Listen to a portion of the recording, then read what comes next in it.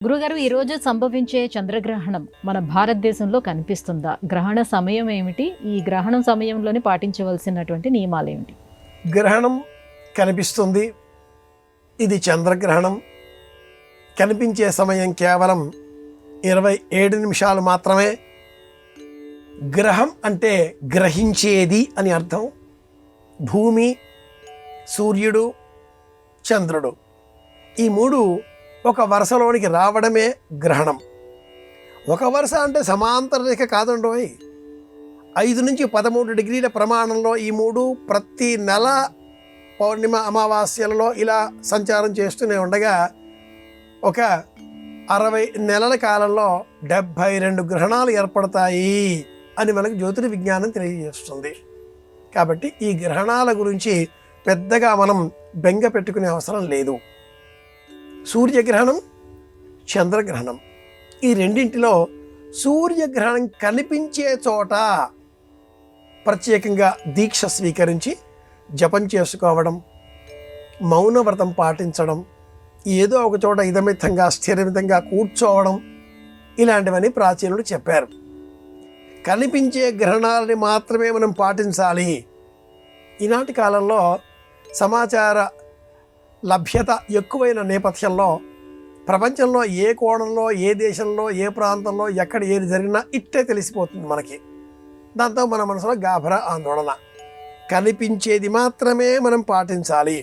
ఈ చంద్రగ్రహణం 3 గంటల 27 నిమిషాలకు ప్రారంభమై మధ్యాహ్నం సాయంత్రం 6:47 వరకు సుదీర్ఘంగా కొనసాగుతుంది.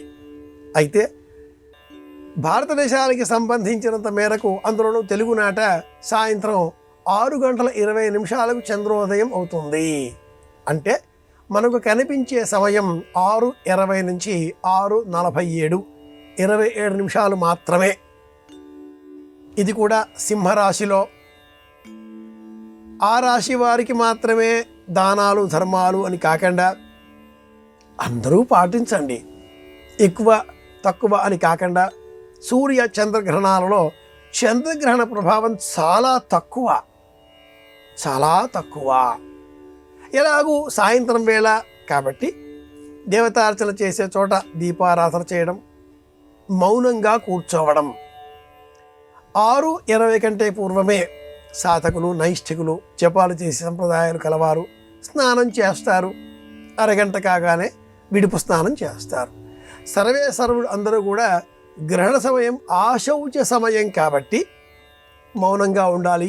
ఒకరిని ఒకరు తాకరాదు. ఆ సమయంలో నిశ్శబ్దంగా ఉండి 6:27 నిమిషాల తర్వాత ఇల్లంతా గోపంచితం, పంచగవ్యాలతో చక్కగా శుద్ధి చేసుకొని స్నానం చేసి దేవతారాధన చేసి దీపాలు వెలిగించి శుభ్రంగా వంట చేసుకుని భోజనాలు చేసుకోవాలి.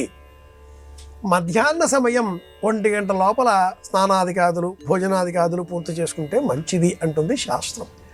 కనిపించడమే ప్రధానం, అది ముఖ్యం. 2 జాముల పూర్వమే ఆహారం మానేయాలి, 3 జాముల పూర్వమే. కాలం మారింది. ఆధునికంగా మనం చెప్పుకోవాలి. ఓ మాట చెప్తారమ్మాయి, అప్డేట్ కాకపోతే అవుట్డేట్ అయిపోతాం అని కూడా చెప్తూ ఉంటారు.